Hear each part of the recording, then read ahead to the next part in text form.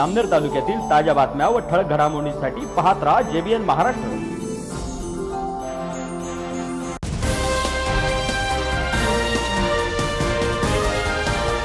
अपेक्षेपेक्षा मोठा विजय मिळवलेला आहे।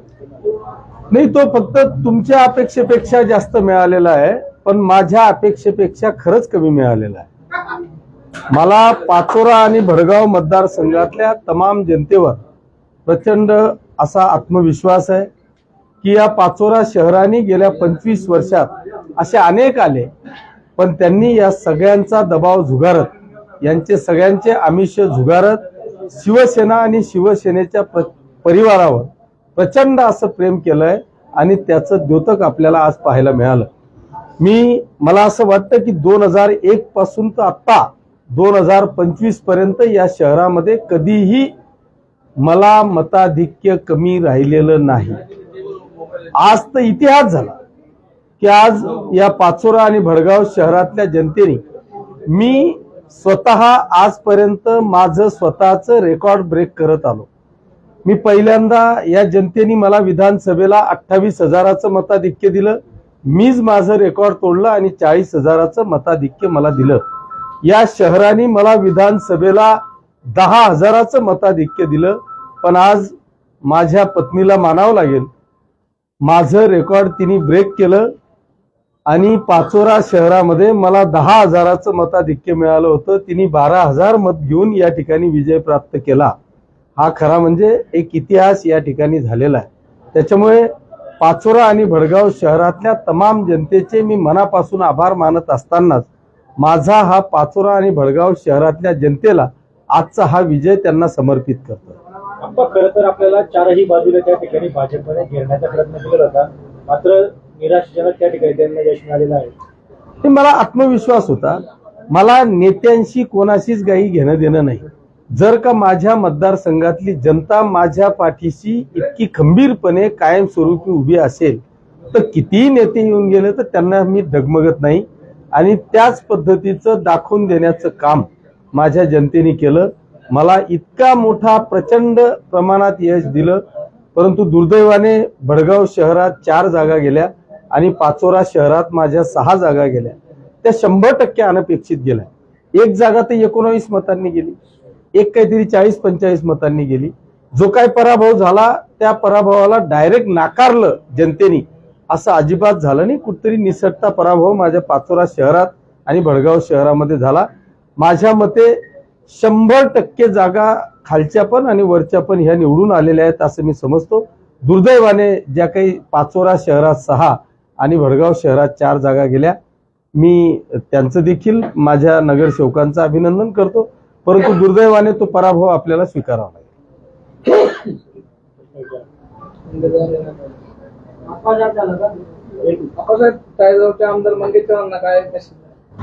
नाही, मी त्यांचं मनापासून अभिनंदन करेल की त्यांच्या देखील पत्नी त्या ठिकाणी नगराध्यक्ष म्हणून निवडून आल्यात। खरं म्हणजे ते माझे मित्रच आहेत।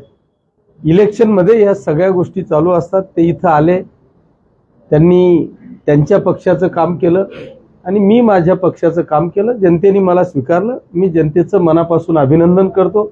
मंगेश दादांचं देखील त्या ठिकाणी त्या ताई भारतीय जनता पक्षाच्या नगराध्यक्ष म्हणून निवडून आल्या, त्यांचं देखील मी मनापासून अभिनंदन करतो। आपल्याकडे जर बघायला गेलं तर आपण 2 ठिकाणी विजय मिळवलेले आहे, पण पालकमंत्री गुलाबराव पाटील यांचा रंगामध्ये पराभव झालेला आहे। तुम्ही नेमकं आज सकाळपासून तुम्ही बघत आहात की मी माझ्या पाचोरा आणि भडगावच्या 2 नगरपालिका असल्यामुळे सकाळपासून मी इथून हललेलो नाही 10 वाजेपासून, त्याच्यामुळे नेमकं काय झालं मला माहित नाही। पण ठीक आहे, जय पराजय ह्या गोष्टी चालू असतात, कुठतरी चुका होतात, नंतर चुका दुरुस्त होतात। आप्पासाहेब विकासाचा जो पॅटर्न होता तो आता यशस्वी झालेला आहे 100%। म्हणजे या विषयावर तर मी माझ्या पाचोरा आणि भडगाव तालुक्यातल्या जनतेचं, मतदारसंघातल्या मतदार बांधवांचं मनापासून अभिनंदन करेल की ही जनता, मी पहिल्यापासून सांगतोय की ही जनता फसव्या गोष्टींना, आमिषांना आजपर्यंत बळी पडलेली नाही। ती 100% विकासाच्या पाठीशी खंबीरपणे उभी राहिली आहे आणि ते आज त्यांनी दाखवून दिलंय की होय, आम्ही विकासाच्या पाठीशी खंबीरपणे उभे आहोत। आप्पासाहेब, खरं तर आपल्याला या ठिकाणी घेरण्यासाठी सर्व विरोधक एक झाले होते, परंतु त्याचा कुठेही परिणाम झालेला दिसला नाही. नाही, मी तेच म्हणतो तुम्हाला की विरोधक फक्त नेते एकत्रित झालेले होते, जनता मेरे साथ थी भाई. मला नेत्यांचा, मी पहिलेच सांगितलं, मला नेत्यांचा फरक पडत नाही. माझा कार्यकर्ता आणि मतदार शाबूत होता, त्याच्यामुळे मी कुठेही डगमगलो नाही. आप्पासाहेब पाचोऱ्यात आपण जर बघितलं तर माजी आमदार दिलीप वाघ यांचा पुत्र किंवा अमोल शिंदे जे भाजपचे त्यांचे काका यांचा देखील पराभव झालेला आहे. कुठेतरी प्रस्थापितांना नाकारण्याचं काम जनतेने केलेलं आहे. 100% जनतेने आज दाखवून दिलेला आहे. बरं, तो असा तसा पराभव झाला नाही. म्हणजे तिकडे 300-400 मतांनी झाला, इकडे 700-800 मतांनी झाला. आता किशोर बारावकर आमचा हाडाचा कार्यकर्ता आहे, गेल्या 25 वर्षापासून शिवसेनेचं प्रामाणिकपणे काम करतोय. म्हणजे मी तर म्हणतो ना, तर चलती फिरती अँब्युलन्स आहे. रात्री बेरात्री 24 तास कधीही जर का त्याला फोन आला तर त्या ठिकाणी 100% सेवेसाठी उपलब्ध राहील, असा आमचा शिवसेनेचा उपजिल्हा प्रमुख किशोर बारावकर आहे. सगळेच उमेदवार तुम्ही बघून घ्या, जर त्यांना बाहेर मार्केटमध्ये फिरायला काढलं तर कोणीच म्हणणार नाही तो पुढारी आहे. सगळे कार्यकर्ते आहेत, जनसेवक आहेत, समाजसेवक आहेत. आणि त्या समाजसेवकांच्या मागे माझी पाचोरा आणि भडगाव शहरातली जनता ही खंबीरपणे उभी राहिली. मला नेते पुढाऱ्यांची काही घेणदेण नाही. माझ्या कार्यकर्त्यांच्या पाठीशी माझी जनता सक्षमपणे उभी राहिली, याचा मला सार्थ अभिमान. निवडणुकीच्या पूर्वी भाजपवर मोठ्या प्रमाणात टीका केली होती. राज्यातली पहिली घोषणा आपण केली होती की मी स्वतंत्र लढेल, पण जिंकलाही येत आता. कुठेतरी आता स्थानिक भाजप पदाधिकाऱ्यांचा राग कमी झालाय का आपला? नाही, हे पहा, एक लक्षात ठेवा, मला काही वेळ लागलेला नव्हतं. मी माझ्या जन्मदिवसाच्या दिवशी 1 नोव्हेंबर 2025 मी जेव्हा घोषणा केली, मी पहिली गोष्ट म्हणजे मी प्लेन माइंड राजकारणी माणूस आहे. असं झाकून लपून त्यांच्यासारखं नाही. माझं जे काय आहे ते क्लिअर कट ओपन आव्हान केलं. सगळे एकत्रित आले, सगळ्यांनी मला घेरण्याचा प्रयत्न केला. मी तडजोड करू शकलो असतो, जाऊ द्या बाबा तुम्ही भडगाव घेऊन टाका, मला पाचोरा देऊन टाका, पण मला असं राजकारण जमत नाही.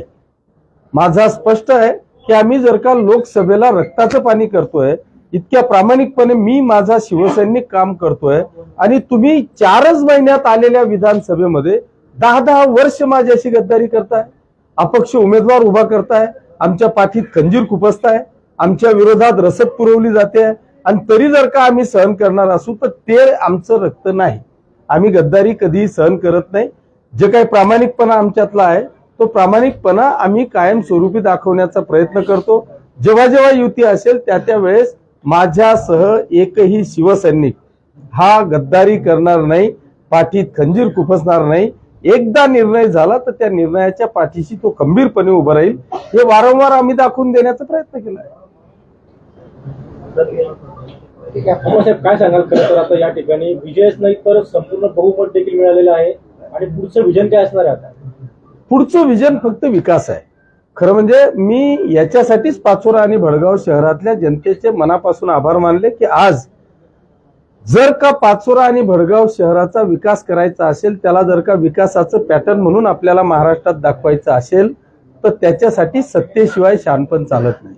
इथं 2 नगरपालिकांमध्ये आज नगराध्यक्ष आले, मी आमदार आहे, आणि उपमुख्यमंत्री आणि आमचे मुख्य नेते आदरणीय शिंदे साहेब या नगराचे महाराष्ट्रातले नगर विकास मंत्री आहेत.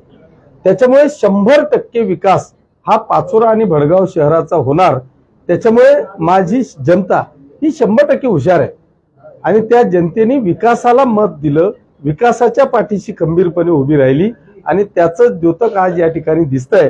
मी आपल्याला खात्री देतो की भडगाव शहर हे शहर की ग्रामीण हे ओळखलं जात नव्हतं. मी त्याला कुठेतरी शहराचं रूप देण्याचा प्रयत्न केला. आता 100% भडगाव शहर हे शहर म्हणून ओळखलं जाईल. पाचोरा शहरामध्ये ज्या मूलभूत गरजा आहेत त्या कंप्लीट करण्याचा प्रयत्न केला. एक विषय फक्त पाण्याचा बाकी आहे, त्याला मी 1-2 वर्षामध्ये 24 तास पाणी मला कसं देता येईल हा प्रयत्न माझा असणार आहे. आणि ज्या उर्वरित ज्या सर्वांगीण विकासाच्या गोष्टी आहेत त्या विकासाकडे माझं लक्ष असणार आहे. तिच्याशी बोलायचं आहे काही? नगराध्यक्षांशी बोलायचं आहे का?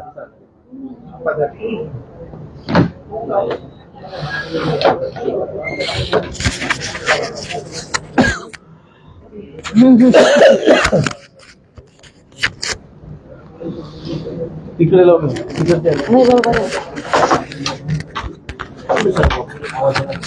बस काय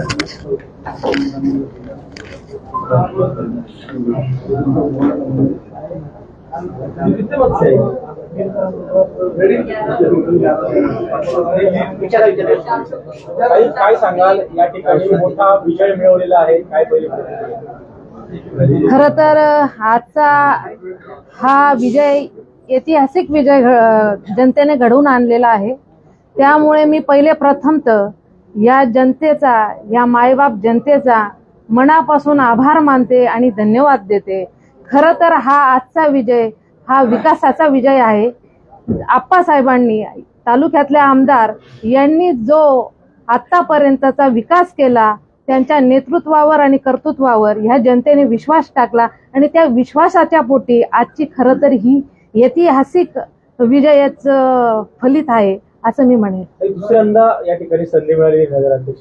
नक्कीच, कारण ह्या जनतेने वेळोवेळी आम्हाला गेले 20 वर्षापासून आमच्या कुटुंबावर, या शिवसैनिकांवर या जनतेने प्रेम केलं आणि त्या प्रेमापोटी मला या जनतेने परत दुसऱ्यांदा ही सेवेची संधी दिली आणि ती संधीचं सोनं, ती संधी सार्थक करून दाखवण्याचं आमदार साहेबांच्या नेतृत्वात मी नक्की काम करेन.